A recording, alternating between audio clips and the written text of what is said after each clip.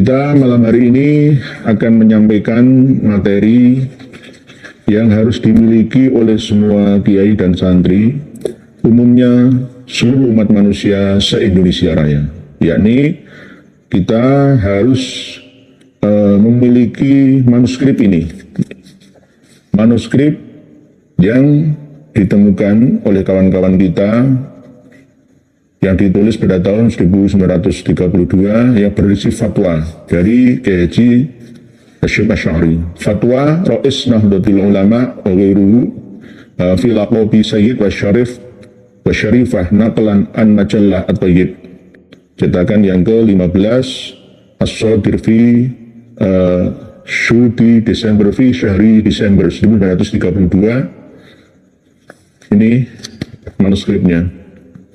Begitu juga berisi 24 nama, dengan Hadratus Syekh berarti 25. Ini menjadi bukti bahwa ulama kita dulu itu sudah mengantisipasi akan kejadian serupa.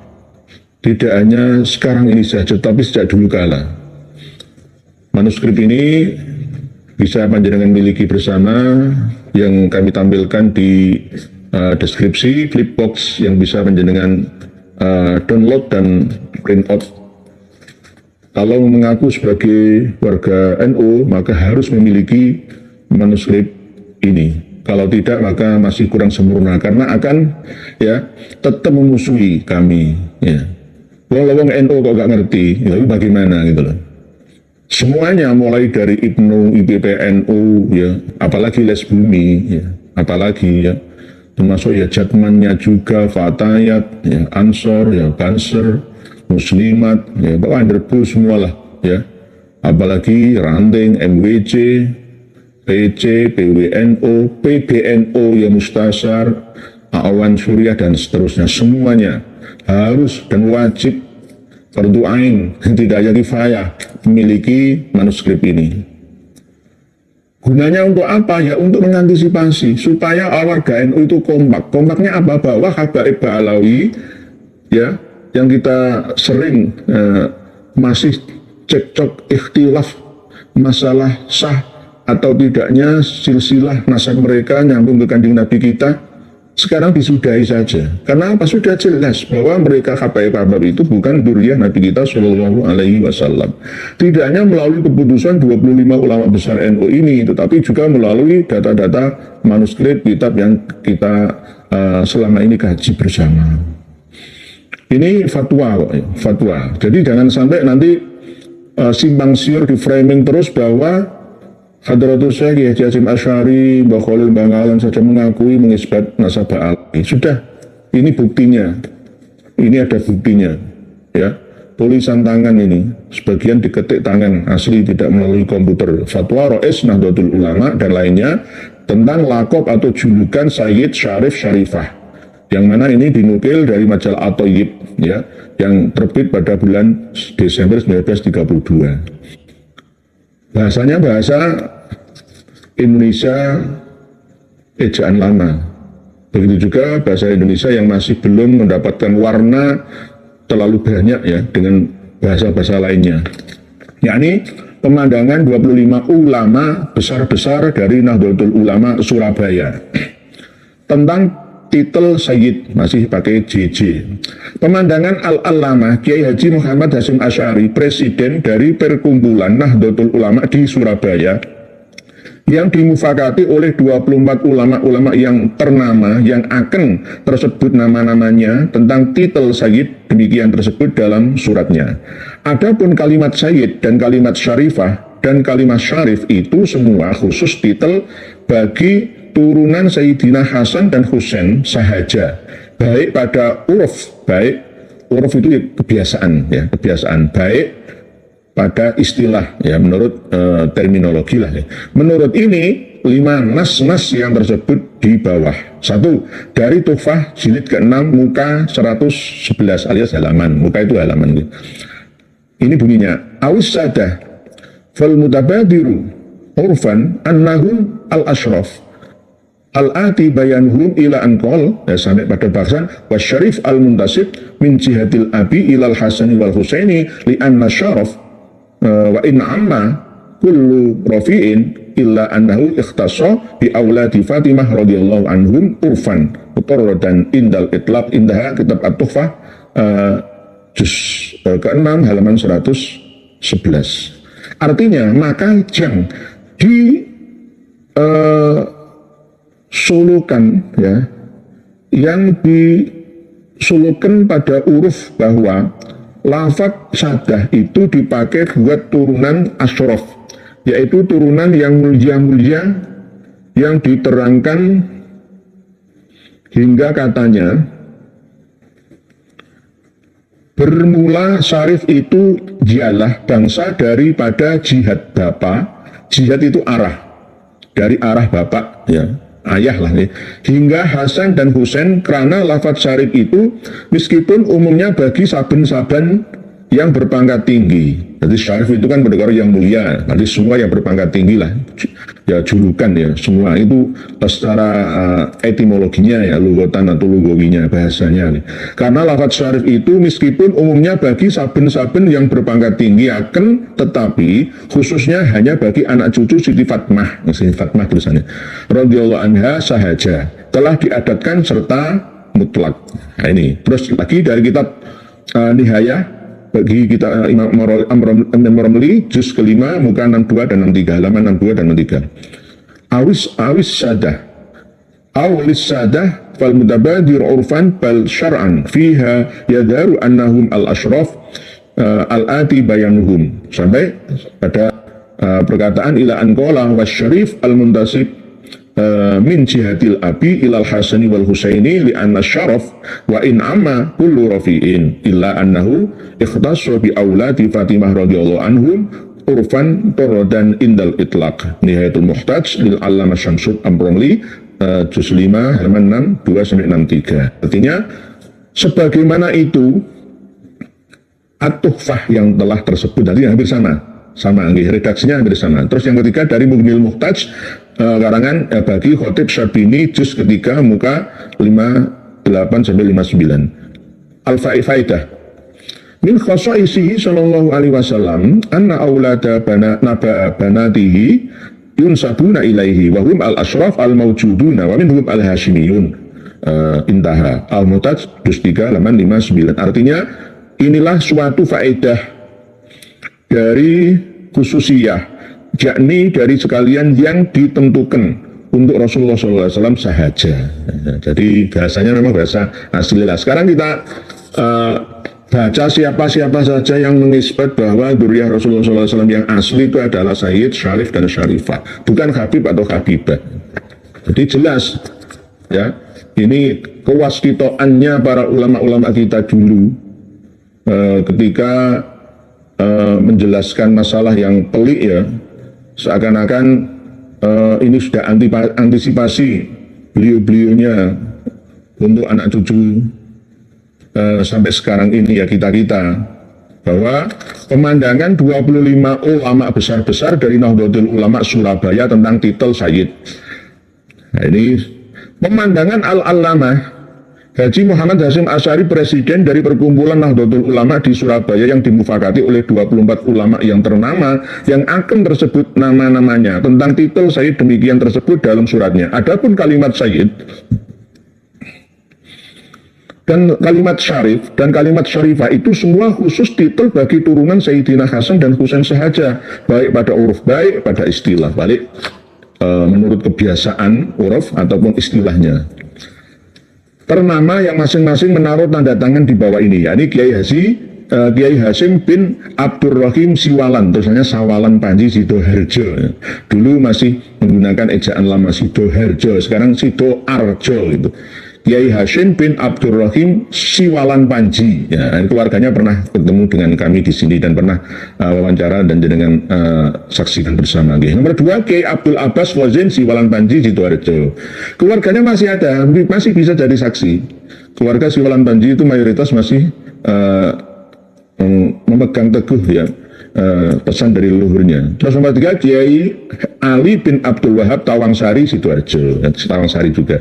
Terus nomor 4, Kiai Ahmad Dahlan bin Akhid Kebon Dalem, biasanya disingkat Bondalem, Surabaya. Kiai Azhari Cantikan, Surabaya. Cantikan itu daerah Pabean itu ya, kan ada Pabean Cantikan ya, Surabaya. Kiai Muhammad Said bin Saleh Pamilih, nah, tulisannya Pamilih, asli Pinilih sekarang jadi Peneleh itu, Surabaya. Peneleh. Pak Karno dulu waktu kos pertama kali ya di rumahnya Hos Sokroninoto itu, Pamilih Peneleh sekarang ya. Nomor 7 Kiai Hamim bin Syed Ustadz Tanwirul Afkar Surabaya. Terus nomor 8 Kiai Abdul Hasan bin Ismail Bangil, Kiai Ahmad Bangil, Kiai Hasan Bangil, Kiai Rofi'i Bangil banyak yang menyepakati, tidak ada habibnya sama sekali ini. Nomor 12 Kiai Muhammad Bakir bin Hasan Tobri Ponorogo, Kiai Muhammad Bakir bin Hasan Tobri Ponorogo, Kiai Muhammad Adnan bin Umar Kendal Bojonegoro, Kiai Bajuri bin Muhammad Tobri Bangil, Kiai Ilyas Panarip Mojokerto, Kiai Muhammad Zarkasi Kasuman Tulungagung. Salam dari Surabaya, insya Allah tanggal 9 besok itu Tulungagung mau ada acara Sarasian bedah sejarah bersama yang akan dihadiri oleh ulama-ulama kita. Nomor 16 Kiai Muhammad Zarkasi Kasuman Tulungagung, Kiai Ma'ruf Kedunglo Kediri, lah ini loh. Pak Kiai Ma'ruf Kedunglo Kediri ini pendiri pondok pesantren yang sekarang diteruskan oleh keluarganya menjadi pengamal sholawat wahidiyah ya. Pak Abdul Majid Ma'ruf, yaitu sekarang diteruskan sama cucunya yakni Kang Mas Fikri ya. Nomor 17 Kiai Ma'ruf Kedunglo Kediri. Nomor 18 Kiai Abdul Karim Lirboyo, tulisannya Liar Baya Kediri, Lirboyo. Pak Abdul Karim. Kiai Abdul Karim ya termasuk Kiai sepuh ya. Biasanya terkenal dengan nama Kiai Manaf. Asli pendiri pondok pesantren Hidayatul Mutabdiin ya, itu dari Magelang. Tidak memiliki anak laki-laki, semuanya perempuan. Lah yang kiai-kiai sekarang itu termasuk Duriyah dari jalur perempuan. Kiai Abdul Karim, Kiai Manaf Abdul Karim Lirboyo. Nomor 19 Kiai Awi Keras Jombang, Kiai Muhammad Maksum bin Ali Kuaron Jombang. Nomor 21 10 Guru Jamiah Ridho Tolab Tebu Ireng Jombang. Tebu Ireng ikut. Dari itu yang 10 ialah Kiai Muhammad Toha dari Tebu Ireng juga, dan Kiai Abdul Hasan bin Abdul Jabbar. Terus nomor 24 Al-Alamah Raden Haji Dimyati Turmusi Pacitan, Termas ikut Badin. Jadi sekarang nyata di Jawa Wetan ya, Jawa Timur sudah ada 25 ulama yang ternama yang menetapkan bahwa kalimah Sayyid dan Syarif dan Syarifah itu khusus bagi titel anak cucu Rasulullah SAW sahaja.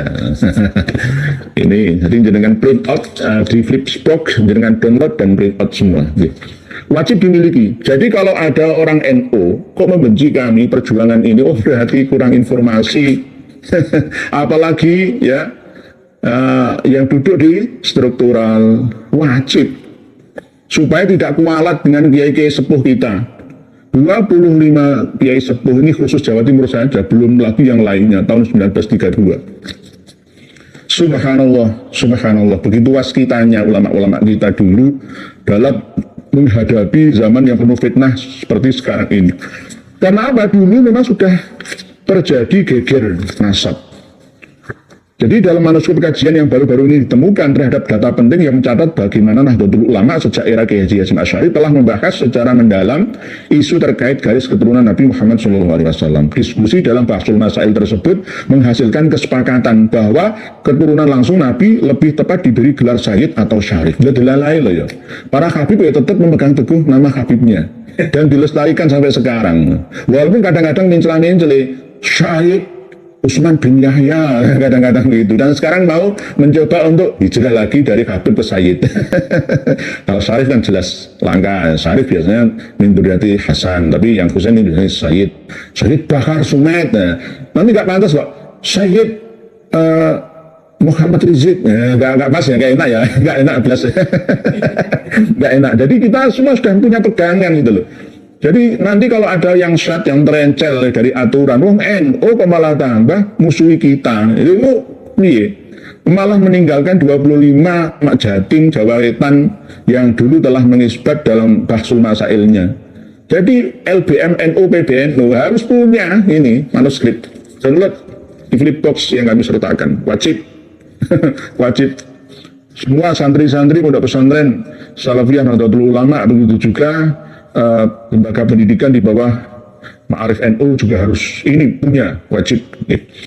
Pemahaman ini mencerminkan perhatian NU dalam menjaga keabsahan gelar yang digunakan untuk keturunan Nabi. Jadi ada sudah ketentuan yang nggak usah dibahas masailkan lagi. Sekarang tinggal kalau kita ingin memastikan ya satu tes DNA, terus bahas tentang data kitab-kitab referensi dan manuskripnya. Surat ke pemerintah kolonial Belanda. Pada masa penjajahan Belanda terdapat peristiwa bersejarah yang melibatkan 25 ulama terkemuka NU termasuk Kiai Haji Masyari. Para kiai mengajukan pernyataan yang menegaskan perlunya pengaturan yang tepat terkait penggunaan gelar Sayyid atau Sayyidah dan Syarif atau Syarifah, terutama bagi mereka yang datang dari Yaman dan mengklaim keturunan Nabi tanpa bukti silsilah yang valid. Jadi sudah sejak dulu ini. Surat ini disampaikan kepada otoritas kolonial Belanda dan hasilnya para imigran asal Yaman yang tidak diakui garis keturunannya mulai menggunakan gelar Habib sebagai bentuk identitas yang berbeda. Kan jelas, wah sudah dipisahkan antara air dengan minyak lah ya. Kan sudah jelas, gak bisa kumpul antara air dengan minyak, gak bisa kumpul. Walaupun sama cairnya tapi gak bisa kumpul. Beda zatnya, beda unsurnya. Pertama kali Habib yang menggunakan gelar Habib, yakni Habib Umar bin Abdurrahman Al-Attas, itu abad 11 Hijriah. Beliau wafat tahun 1062 Hijriah. Kalau Masehinya ya abad ke-7, 1652an Masehi ya. Itu Habib Umar bin Abdurrahman Al-Attas yang pertama kali menggunakan gelar Habib. Dulunya ya kadang ya Syekh Ali bin Abu Bakar As-Sakron bin Abdurrahman As-Sakof. Kadang ya Sayyid. Tapi kalau Syarif enggak. Syarif enggak. Jadi dokumen ini yang kini disimpan oleh sejarawan seperti Jam Ardian, sejarawan beliau, mencatat respon NU terhadap polemik ini dan menunjukkan sikap hati-hati ulama dalam menjaga tradisi serta kehormatan garis keturunan Nabi.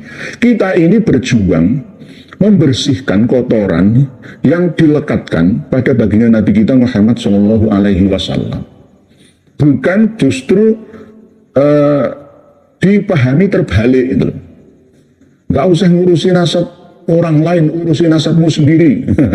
Menuduh saya ini anak zina, macam-macam. Saya dituduh gak karu-karuan. Oh itu koordinator doli ya. Sebarang saya sudah wajar. Seorang pejuang itu harus telinga ini kebal dan tebal ya. Tapi tetap harus menerima masukan demi kebaikan gitu. Tapi tetap harus memiliki prinsip yang kuat. Harus mulai azim dan niat, azimat yang kuat. Itu pejuang. Jadi jangan gampang patah semangat. Misalkan kita dijatuhkan oleh orang-orang yang berkidi misalkan, ya kita tetap teguh. Yang penting ada dasarnya, ada datanya, ada pegangannya. Termasuk diantaranya adalah beberapa tokoh penting seperti Al-Allamah Syekh Dimyati Termas Pacitan. Ini jelas, jadi nggak usah diklaim. Pak Yudin aja mengisbatkan ini buktinya.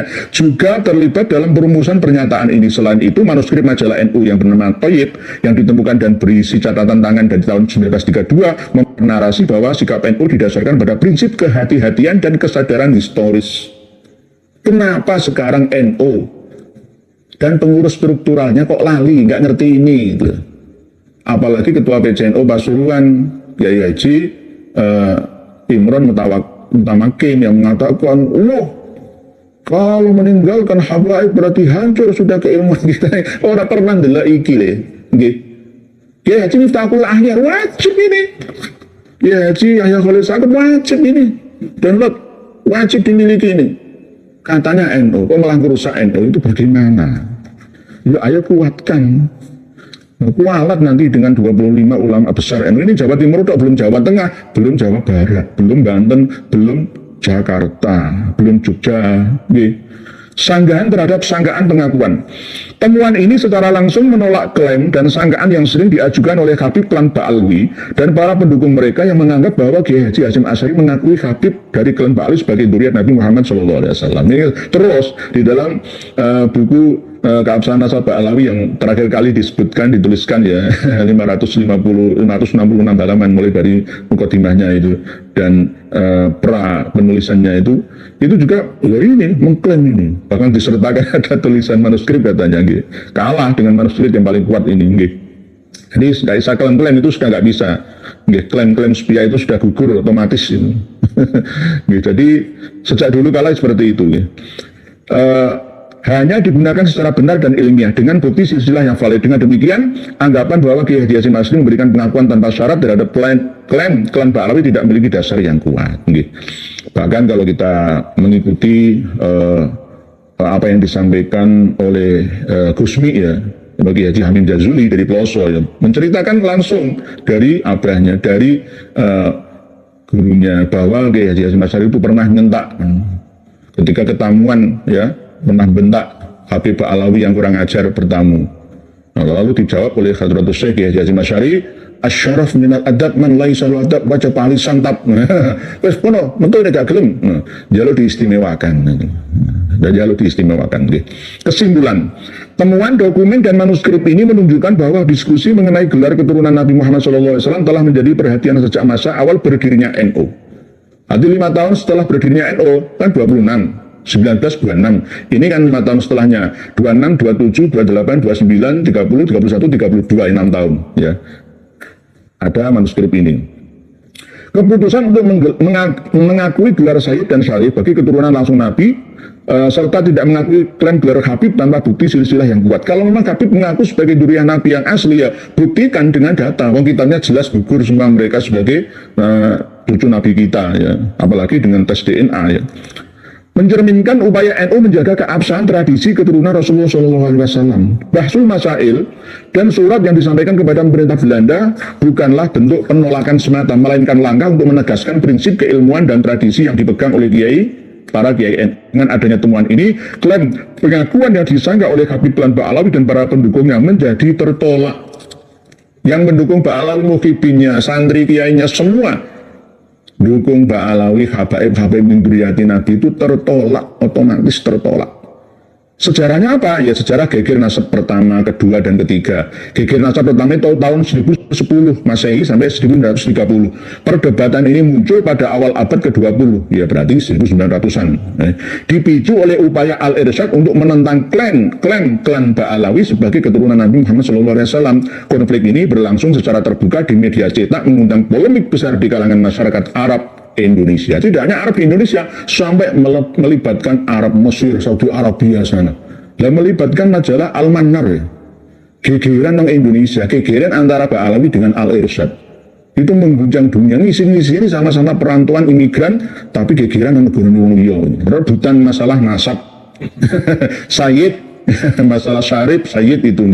Nomor 2, sejarah gegeran itu era penjajahan Belanda. Pada masa ini, NU di bawah pimpinan Kiai Haji Hasyim Asy'ari mengadakan bahsul masail yang menghasilkan keputusan bahwa hanya gelar Sayyid dan Syarif yang layak digunakan untuk keturunan langsung Kanjeng Nabi. Sayyid dan Syarif. Yang perempuan ya Syarifah, bukan Habibah. Sayyidah jarang dipakai. Penolakan ulama NU terhadap penggunaan gelar oleh imigran Yaman disampaikan dalam surat resmi kepada pemerintah Belanda, memperkuat sikap tegas NU dalam menjaga keabsahan silsilah Nabi kita Muhammad SAW.